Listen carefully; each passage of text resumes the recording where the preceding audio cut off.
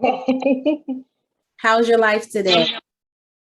good. It's good. I've had a busy morning, but I'm up and going with it. How about yours? Get busy. Dropping my daughter off for school this morning. She acts like she doesn't remember she has to go to school every day. So every morning she's Wow. like, I don't want to do this. So we went through that and we made it through. Yeah. Right. So thank you for joining the No call. problem. And first, I'm gonna ask you, how would you like to be addressed? What's your name that you go by? You can I'll go by Temeria. I use my first name, but for the Zoom call, I'll use my middle, which is Temeria. Temeria? hmm Okay. Okay. And when you're performing, is that what you also go by? I'm going to start going by it. I'm introducing this because when we met Saturday, I used my first name because it was new to me. But Okay. yeah, I'll go back. Yeah. Okay. And where are you from? I'm from Charlotte, North Carolina. Okay. So you born and raised there. Born and raised. You Trying to get out. say trying to get out. I enjoyed my time down there. I'm glad you did, but you know when you've been somewhere so long and it's just time to go, Yeah. but you kind of rooted there, it makes it a hard transition. Yeah. That's how I am here in Pittsburgh. I'm from Pittsburgh, PA. I haven't lived anywhere else. I travel when I can and I try to leave as much as I can, especially with the Um, kids. I want them to see things different and explore. So I do things when I can, but moving, I'm just like, I guess it's a fear. and same here. I'm afraid, but Right. Right. If you could leave, or when you break out of that fear, where would you go? my dream would be to go to LA. That's my dream. But I now, honestly, at one point it was Atlanta. I don't want to live in Atlanta. I do not want to live in Atlanta. So probably maybe somewhere in Georgia, maybe like Smyrna, Georgia, but definitely not Atlanta. Or maybe Tennessee, something like that. Oh, Tennessee's nice. It's pretty. Yeah. I love Savannah. I've heard Savannah's nice. I've heard about that. It's real historic, and I love stuff like that. It's like real Right. artsy and everything. That's like my alley. So I do like Savannah. So that's where I would want to go if I left Pittsburgh. But Oh, it's far. it is. Yeah. So when I met you, that was your first time getting up and doing an open mic? It was my first time. I was nervous as I don't know what. I enjoyed it. I just wish I could have been more open. Yeah. But it was a great experience. Yeah, it was. It was. I agree. The whole Yeah. environment was welcoming. Everybody was real cool. I loved it. I loved it. hmm But have you attended other open mics? You just haven't performed? This was like actually my first open mic because I'm real big on literature. I mean, I teach middle school. Well, and this one I'll start teaching middle school literature. I love to write. It's therapeutic for me. And I'm like, you know what? Let me branch out and do some things different. And I stumbled upon that. And I'm like, I'm going to go to this. I know my friends aren't into these things, but I am. So I'm going to go and I'm going to go by myself. And I had no problem with it, none whatsoever. Yeah. So I'm on the lookout for those kind of events now. You see, I was by myself as well. So Exactly.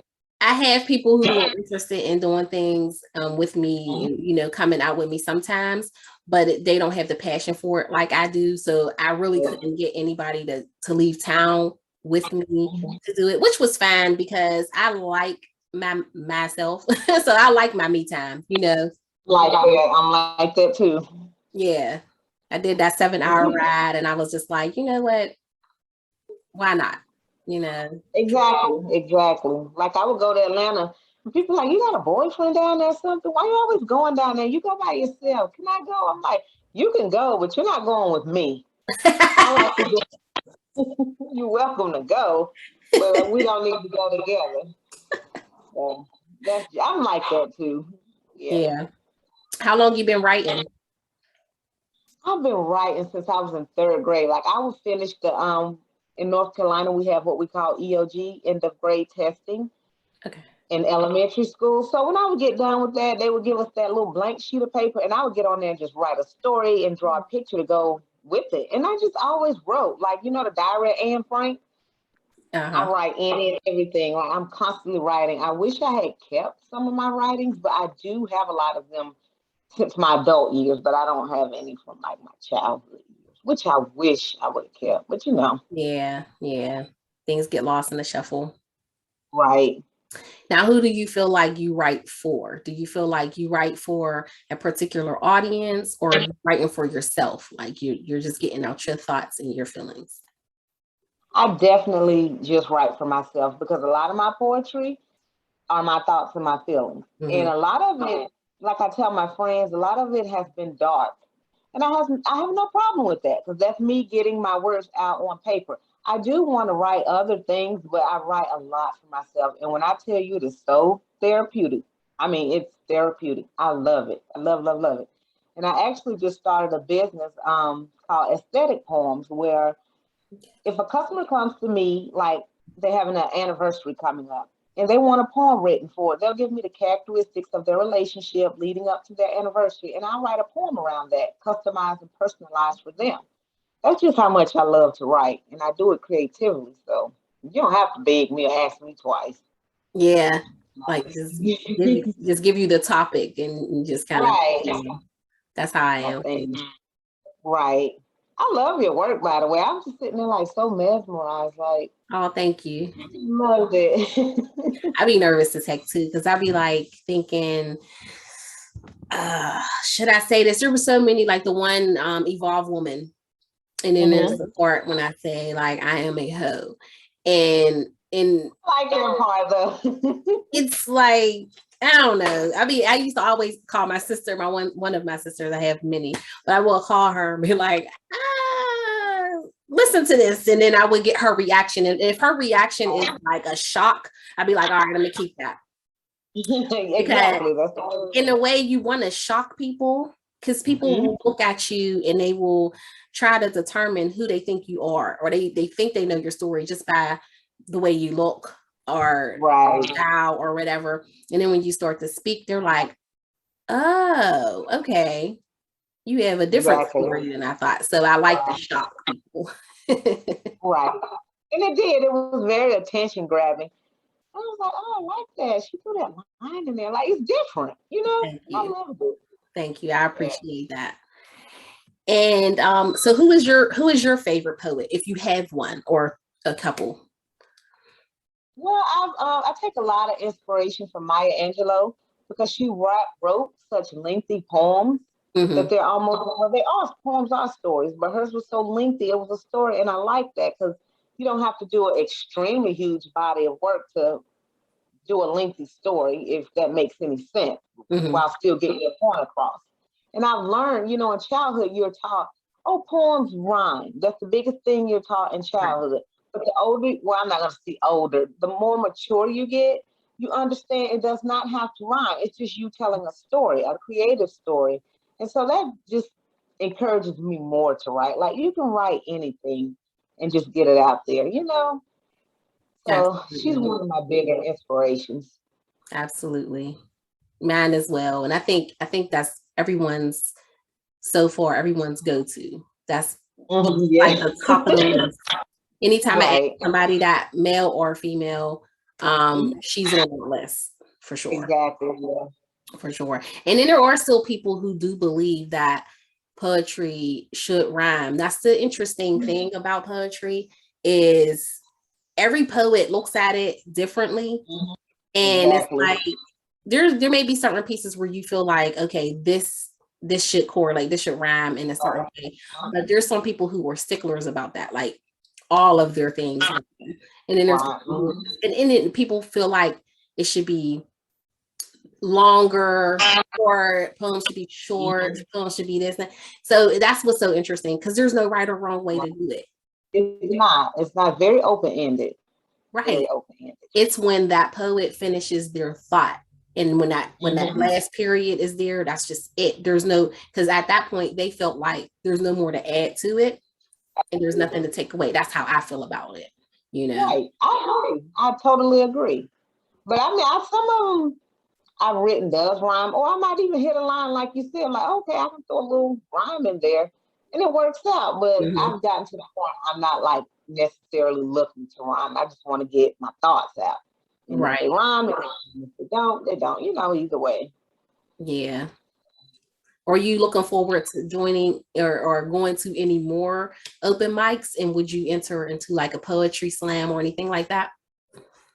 I'm interested in it all. When I tell you I'm on Eventbrite daily, like just looking for them. And they do a lot at lounges and clubs. Honestly, I'm not a big lounge person and I'm not a big club person. I don't mind going by there here and there, but the setting we had last Saturday, I really enjoyed that setting. I really enjoyed that. I don't mind drinks being involved, but I'm not big on that. So I've seen some at lounges and I'm like, I'll go by, you know, just to get an experience, but it's not one of my bigger places to do open mic. Yeah. That makes sense. Yeah. Yeah. So what is the inspiration, or who is the inspiration behind your most favorite piece that you have written? I think my experiences are my biggest inspiration. That's where I draw a lot of poetry from, my experience. Because, you know, if you don't verbalize things, it will continue to torment your mind. Absolutely. So I have been young to write it out, you know, and that's where a lot of inspiration comes from within myself, and a part of me growing and maturing and, you know, healing my mental health. So I'm definitely a big inspiration for a lot of my writing. I mean, if not all of them, you know, not to sound conceited or anything, but thus far, yeah, myself. Yeah. Do you pull a lot from your childhood, or is it a lot current? Some of it is from childhood and a lot of it is current. So it's a mixture in there, yeah. Yeah. That's it. I think a lot of mine is, I probably now try to go back to childhood things a little bit, but a lot of it is current, and it's just like things that's going on in the world. Right. Try to write about it, but everything is like evolving so quickly. Everything's is so much going on all at one time. It's like when you try to focus on one thing, and here comes a news story, and there's something else that happened major. So it's like you can't even finish one thought before something else tragic is happening. And then I had to get out of the writing about tragic things as much, and writing about things that are sad, you know, and because it's a downer. Yeah. You know, especially when you go back and read them, it's like, gosh, let me stop reading. Even in my journal, I'm like, gosh, I don't want to reread that, because it bring you back down to that point. So yeah, it's definitely a downer. And those are the ones I choose not to recite either. Not often. It depends on the environment and the mood of the people that's around, if I'll go ahead and go into that dark space. But I prefer not to, you know. I don't know. Have you written any book, or are you in process of writing a book?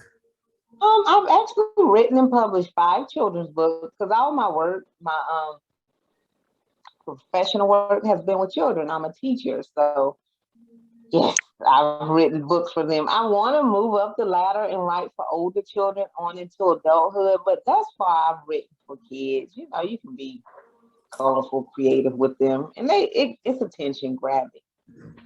My daughter wants to write a book. She said, my youngest daughter, she's 7, so we're gonna be working on that soon.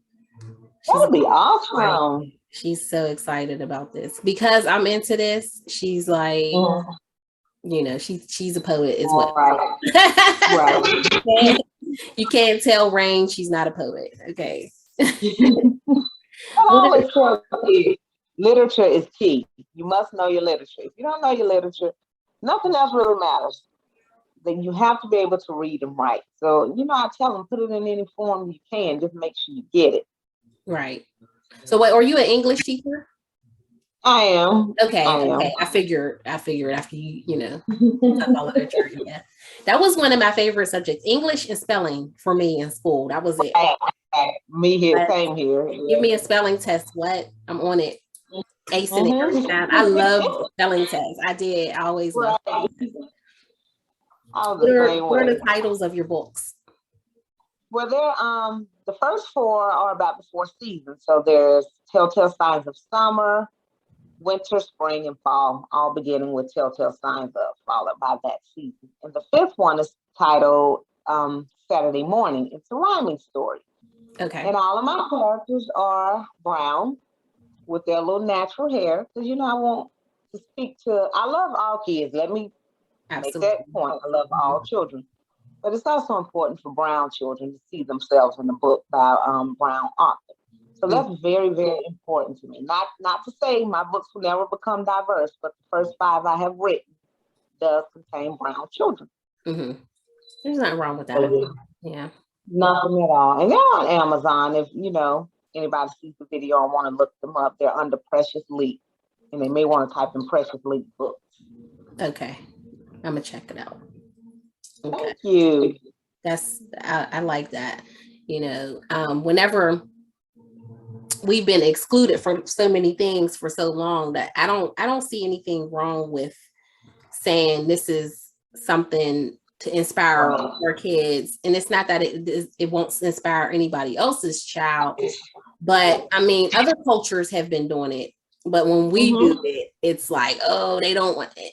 It's not that we're saying we're shutting you out. It's just we need some things as well. And you're welcome to indulge in what it is that we're offering. Just like every other culture has things that we indulge in, so it shouldn't be anything. Yeah. But whenever we have something that we do to inspire our own children, it's like we have to always follow up the comment with, well, we do love everybody else, but nobody else does that. We're the only people who do that. So yeah. And I'm glad you pointed that out too, because now that you said we shouldn't have to, I shouldn't even have to feel like, I have to say that, because it's obvious I do, but I shouldn't have to comment that. So I'm glad you did point that out. Yeah, and when we do it naturally because we want everybody to matter. We always wanted, especially women, us women, we always want everybody to be okay. So that's just how we are by nature.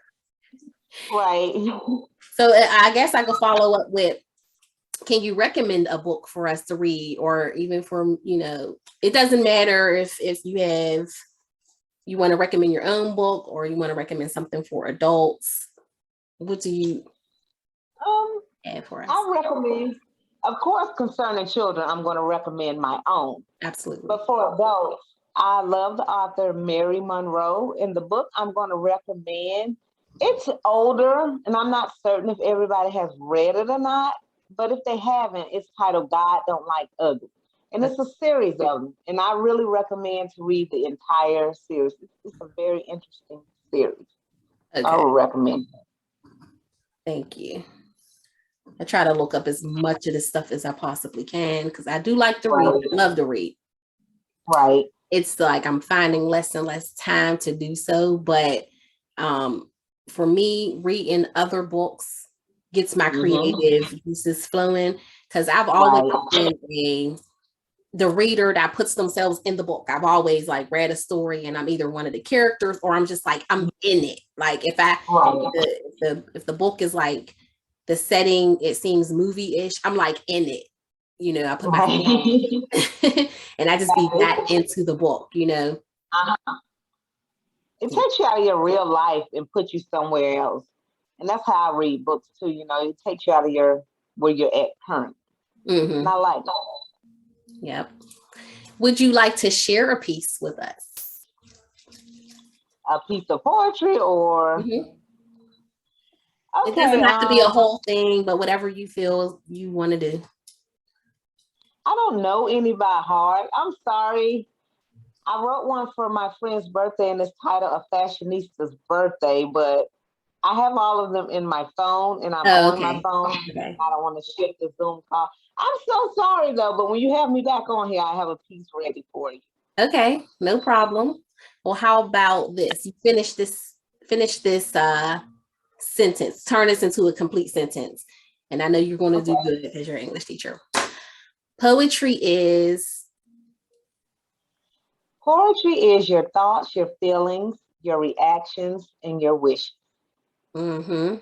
Nice. I like that. Okay. Thank you. I like that.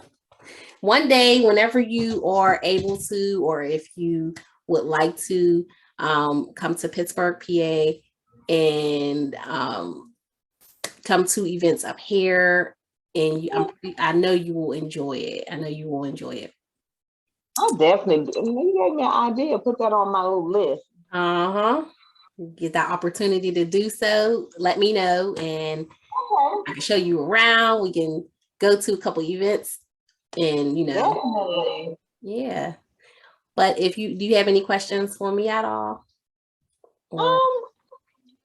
Do you upload this to YouTube or anything? I do. Yep, I'll upload it to YouTube. I'll edit a little bit, and I don't really edit much because I like the conversation to be exactly what it is. You know what I mean?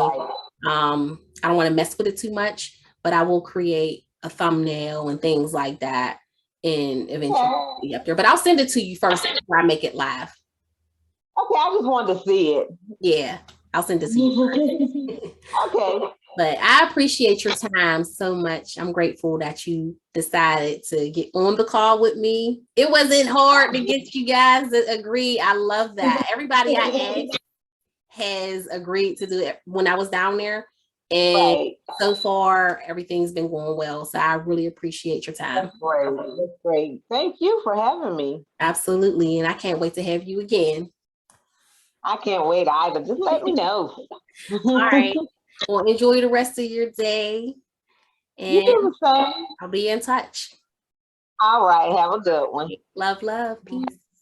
Same here. Bye-bye. Bye-bye.